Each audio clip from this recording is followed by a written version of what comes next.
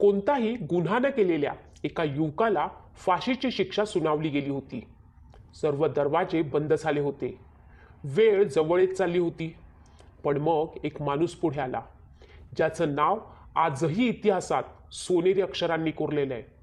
आज आपण एक अशी घटना ऐकणार आहोत की डॉक्टर बाबासाहेब आंबेडकर यांनी काय केलं की एक फाशी थांबली.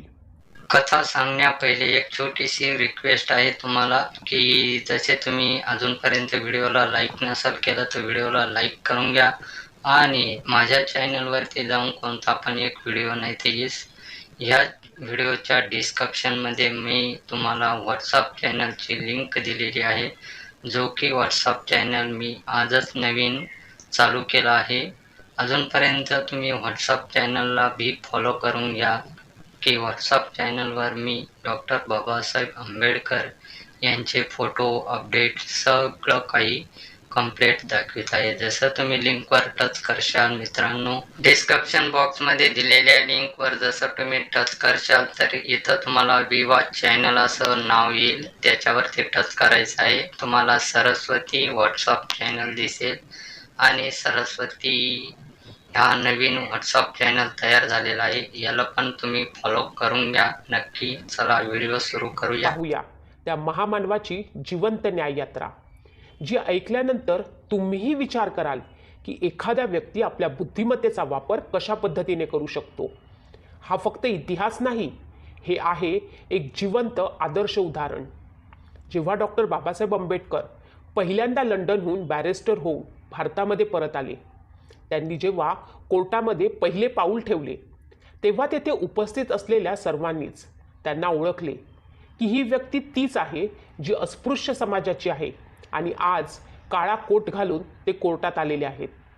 बाबासाहेब आज जाऊन आपला कोट शोधू लागले, पण बरंच शोधल्यावरती देखील त्यांना त्यांची बसण्याची जागा मिळाली नाही.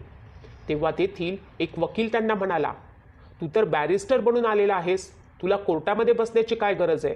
तू बाहेर जरी आपला टेबल लावलास तरी तुझं काम होऊन जाईल. बाबासाहेबांनी त्याच्याकडे पाहिलं आणि स्मितहास्य केलं. तुमचं म्हणणं बरोबर आहे, असं म्हणत ते एका कोपऱ्यात गेले. त्यांनी तेथील जागा साफ केली आणि तिथे ते बसले. त्यावेळी डॉक्टर बाबासाहेब आंबेडकरांकडे मोठ्या केसेस येत नसत. ते एक अस्पृश्य समाजाचे बॅरिस्टर म्हणून लोक त्यांच्याकडे केसेस देत नसत. काही लहान सहान केसेसमधनं त्यांचा उदरनिर्वाह होत होता. हळूहळू नंतर बाबासाहेबांची वकील म्हणून कीर्ती सर्वत्र पसरू लागली. एक केस बाबासाहेबांनी अशी लढली की ज्याच्यामुळे कोर्टाने शिक्षा देताना आपल्या शब्दांचा केलेला उपयोग ग्राह्य धरला गेला नाही.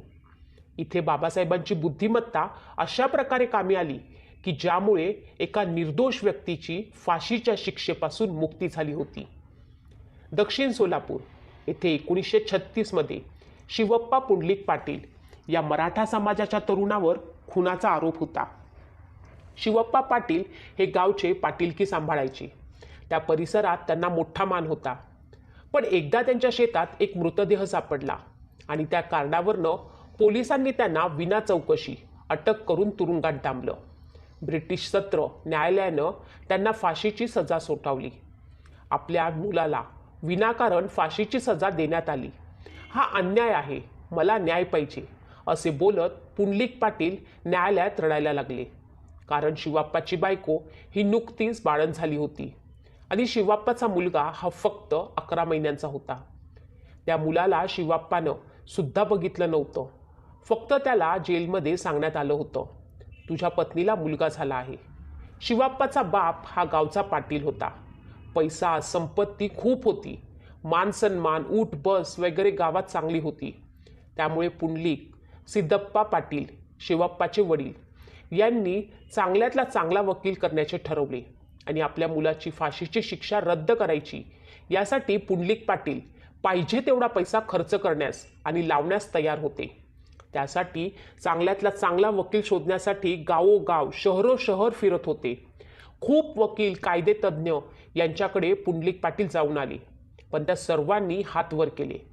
आता आम्ही काहीच करू शकत नाही. न्यायालयाचा आदेश हा अंतिम असतो. तुमच्या मुलाला फाशी होणार आणि त्यातून त्याला साक्षात देव जरी आले तरी ते सुद्धा त्याला वाचवू शकत नाहीत. असे सर्व नामवंत कायदेतज्ञ बोलत होते. यात तर एक ब्रिटिश कायदेतज्ञ आणि त्यावेळेसचे सुप्रसिद्ध वकील हेनरी यांनी सुद्धा हार मानली होती. त्यांनी सुद्धा पुंडलिक यांना मी यात काहीच करू शकत नाही असे स्पष्ट सांगितले. या सर्वांचे मत आणि त्यांची भूमिका पाहून पुंडलिक पाटील हताश झाले. ते आता फक्त आपल्या निष्पाप मुलाचा मृत्यू आपल्या उघड्या डोळ्यांनी पाहणार होते. याच्याशिवाय त्यांच्याकडे काहीच नव्हते. असेच काही दिवस गेले. तो फेब्रुवारी महिना होता. पुंडलिक पाटील यांचे विजापूरचे एक नातेवाईक पुंडलिक पाटील यांना भेटण्यासाठी आले होते. त्यांचे नाव अडवणे. ते विजापूरमध्ये एक समाजसुधारक म्हणून कार्य करत होते. त्यांना पुंडलिक पाटील यांनी सर्व माहिती दिली. माझा मुलगा निर्दोष आहे. त्यानं कोणताही गुन्हा केलेला नाही. पण सरकार खरा आरोपी सोडून एका निष्पाप मुलाला फासावर देत आहे. मला न्याय पाहिजे. त्यांनी अडवणे यांना सर्व सांगितले. ते कोणाला जाऊन भेटले, मोठमोठ्या वकिलांना जाऊन भेटले, पण कुणीच माझ्या मुलाला वाचवण्यासाठी पुढे येत नाही आणि माझी केससुद्धा घेत नाही.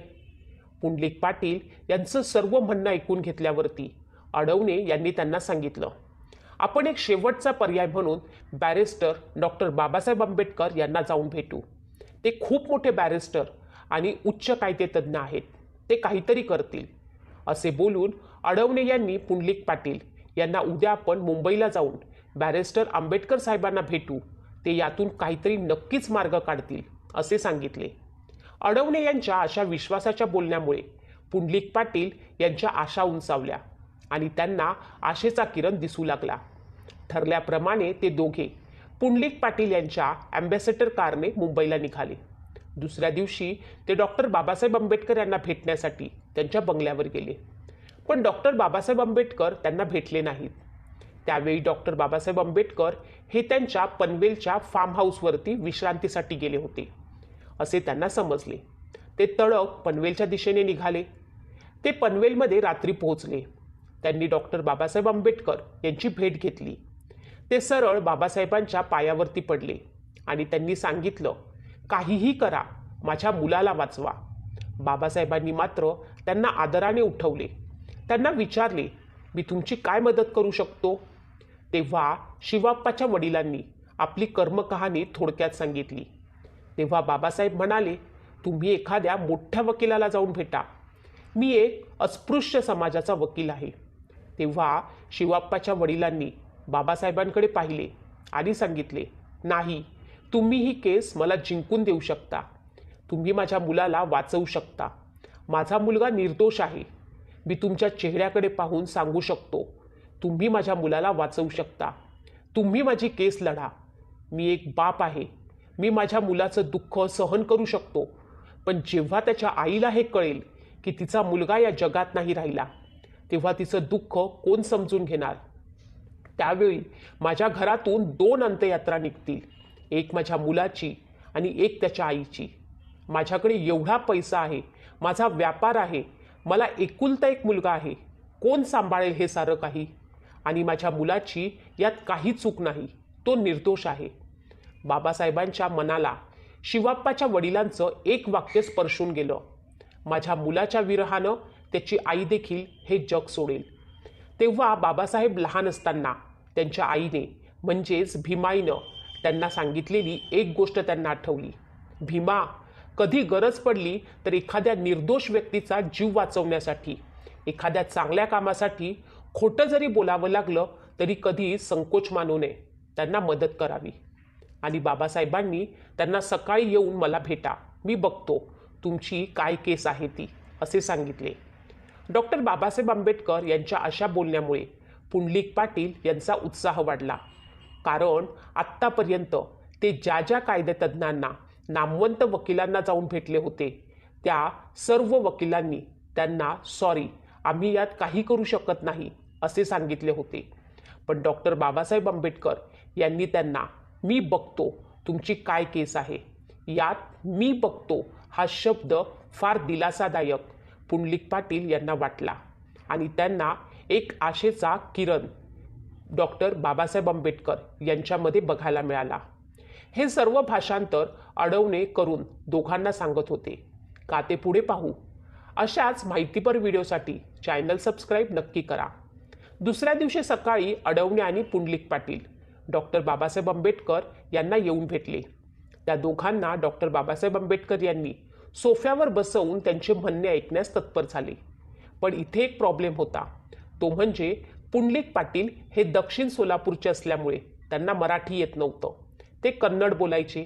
त्यामुळे डॉक्टर बाबासाहेब आंबेडकर यांना त्यांची भाषा समजत नव्हती. अखेर थोडीफार मराठी येत असलेल्या अडवणे त्यांना त्यांची भाषा भाषांतर करण्यास सांगितले. पुंडलिक पाटील यांचे सर्व म्हणणे ऐकल्यानंतर डॉक्टर बाबासाहेब आंबेडकर यांनी त्यांची फाईल स्वतःजवळ ठेवून घेतली आणि सांगितलं, मी तुमची केस घेतली आहे. मी फाशी सुनावण्याच्या वेळेस कोर्टात येईल आणि याला अजून 6 महिने आहेत. मी येईल तेव्हा कोर्टात आता तुम्ही निश्चिंतपणे जा. ठरल्याप्रमाणे डॉक्टर बाबासाहेब आंबेडकर सोलापूर सत्र न्यायालयात आरोपीची बाजू मांडण्यासाठी हजर झाले. डॉक्टर बाबासाहेब आंबेडकर आले आहे ही वार्ता सोलापूर, विजापूर आणि इतर आजूबाजूच्या गावांना समजली. तेव्हा डॉक्टर बाबासाहेब आंबेडकर यांना पाहण्यासाठी त्या सोलापूर शहराच्या कोर्टात हजारो लाखो लोक जमले होते. डॉक्टर बाबासाहेब आंबेडकर कोर्टात आल्यावरती केस चालू झाली. दोन्ही वकिलांचा युक्तिवाद झाल्यावरती सत्र न्यायालयाच्या न्यायाधीशानं पूर्व फाशीच्या शिक्षेवरती शिक्कामोर्तब करून आरोपीला फाशीची शिक्षा सुनावण्यात आली. न्यायाधीशानं डॉक्टर बाबासाहेब आंबेडकर यांना सांगितलं, आम्ही आरोपीला फाशीची शिक्षा सुनवत आहोत. तेव्हा डॉक्टर बाबासाहेब आंबेडकर इतकंच बोलले, ठीक आहे, मला मान्य आहे. आरोपीला फाशीची शिक्षा व्हायलाच पाहिजे. माझी काही हरकत नाही. कोण शिवप्पा पाटलांचे वडील मात्र खूप निराश झाले. ते मनातल्या मनात विचार करू लागले. वाटलं होतं की हा वकील माझ्या मुलाला निर्दोष म्हणून सोडवेल, पण या वकिलानं मात्र कोर्टामध्ये काहीही युक्तिवाद केलाच नाही. पुढे बाबासाहेब मात्र म्हणाले, पण माझी एक अट आहे. आरोपीला जेव्हा फाशी देण्यात येईल तेव्हा तुम्ही स्वतः आणि तुमचे न्यायालयीन मंडळ तिथे हजर असायला हवं. आता मी कुठलेही पेटिटेशन्स दाखल करत नाही. हे ऐकून शिवप्पा पाटलाचे वडील मात्र बाबासाहेबांना शिव्या देऊ लागले. ते म्हणू लागले, आंबेडकर, तुम्ही हे चांगलं केलं नाही. मी खूप आशेनं ही फाईल तुमच्याकडे सोपवली होती. मी तुमच्या चेहऱ्याचे तेज पाहून सांगितलं होतं की तुम्ही ही केस जिंकाल, पण तुम्ही मात्र काहीही केलं नाही. 1.5 महिना गेल्यावर डॉक्टर बाबासाहेब आंबेडकर पुन्हा एकदा सोलापूर कारागृहामध्ये हजर झाले. तिथे शिवप्पाला फाशी देणार होते. ठरल्याप्रमाणे आणि कायद्याच्या सचोटीत राहून न्यायालयीन कामकाज न्यायाधीशसुद्धा हजर झाले. आरोपीला फाशी देण्यासाठी सर्व तयारी झाली. आरोपीला फाशीच्या दिशेनं आणण्यात आलं. इकडे पुंडलिक पाटील डॉक्टर बाबासाहेब आंबेडकर यांच्याबद्दल जी सदर भावना होती त्यावरती खेद व्यक्त करत होते. अडवणे सुद्धा पाहत होते. डॉक्टर बाबासाहेब आंबेडकर यांनी याच्यातून काहीतरी पर्याय शोधून काढावा अशी प्रार्थना करत होते. पण डॉक्टर बाबासाहेब आंबेडकर तर स्वतः फाशी द्या, आरोपीला फाशीची शिक्षा झालीच पाहिजे असे स्पष्ट सांगत होते. हे असे कसे ख्यातनाम बॅरिस्टर अशा अनेक शंका कुशंका त्या दोघांच्याही मनात प्रश्नांचं घर करत होत्या. इकडे आरोपीला फाशीच्या तख्तावरती आणले, त्याच्यावरती काळा कपडा टाकला. हे सर्व डॉक्टर बाबासाहेब आंबेडकर तिथे बसून बघत होते आणि न्यायाधीश डॉक्टर बाबासाहेब आंबेडकर यांच्याकडे बघत होते. जल्लादानं आरोपी शिवप्पा यांच्या गळ्यात फाशीचा दोरखंड टाकला. त्यावर लगेच बॅरिस्टर बाबासाहेब आंबेडकर यांनी स्टॉप द माय लॉर्ड असे बोलून न्यायाधीशाकडे बघून ओरडले. न्यायाधीशाला काहीच समजलं नाही. बॅरिस्टर बाबासाहेब आंबेडकर पुन्हा ओरडले, stop this activity my lord. न्यायाधीश बॅरिस्टर बाबासाहेब आंबेडकर यांच्याकडे बघत म्हणाले, what is the stupidity questions, why stop the court activity. Barrister Ambedkar म्हणाले, माय लॉर्ड, तुम्ही सजा फक्त फाशी देण्याची ठरवली होती, जीव घेण्याची नाही. तुम्ही सजा पूर्ण झाली. तुमच्या न्यायालयीन कामकाजानुसार आरोपीच्या गळ्यात फास अटकवला, त्यात ती शिक्षा पूर्ण झाली. आता तुम्ही आरोपीला कुठलीही शिक्षा देऊ शकत नाही. आरोपी आता दोषमुक्त झाला आहे. तुमची सजा आरोपीनं पूर्ण भोगली आहे आणि पूर्ण केली. आणि बॅरिस्टर आंबेडकर अर्थात डॉक्टर बाबासाहेब आंबेडकर यांचे म्हणणे त्या ब्रिटिश न्यायाधीशाला मान्य करावे लागले. आणि तेव्हापासून आरोपीला फाशीची सजा देताना मरेपर्यंत फाशी अशी सजा देण्यात येते. आणि शिवाप्पा यांची निर्दोष म्हणून मुक्तता करण्यात आली. जाता जाता थोडक्यात सांगते, आजही पाटील यांच्या देवघरात डॉक्टर बाबासाहेब आंबेडकर यांचा मूर्तिवजा पुतळा आहे. आजही त्यांच्या घराण्यात देवदेवतांच्या पूजेआधी डॉक्टर बाबासाहेब आंबेडकरांच्या प्रतिमेची पूजा होते. आजची पाटील यांची पिढी डॉक्टर बाबासाहेब आंबेडकर यांची रोज पूजा करते. शिवाप्पा पाटलांची आजची पिढी सांगते, बाबासाहेब दैववादी नव्हते. महापुरुषांचे दैवतीकरण करणं समाजहिताचं नाही, तरीही तो महामानव आमच्यासाठी दैवतच आहे. बाबासाहेबांच्या रूपानं आमच्या पाटील कुटुंबासाठी देवच धावून आला. आम्ही त्यांना देवासमान मानतो. जयंती दिनी ही सर्व कुटुंबीय एकत्र येऊन त्यांच्या प्रतिमेचे पूजन करतो. आम्ही त्यांच्या उपकाराची परतफेड करू शकत नाही. वडिलांची सुटका झाल्यानंतर माझे बंधू गुरुनाथ, बहीण हिराबाई आणि माझा जन्म झाला. अन्यथा आम्ही हे जगही पाहिलं नसतं. पुढे गुरुनाथ आमदार झाला. पाटील घराण्यानं राजकीय क्षेत्रात नावलौकिक कमावला, तो फक्त बाबासाहेबांमुळेच, असे शिवबा पाटील यांचे चिरंजीव म्हणतात. आपण डॉक्टर बाबासाहेब आंबेडकर यांच्याकडे जी ॲम्बॅसेडर कार बघतो, ती पुंडलिक पाटील यांनी डॉक्टर बाबासाहेब आंबेडकर यांना त्यांच्या जन्मदिनाच्या दिनी भेट म्हणून दिली.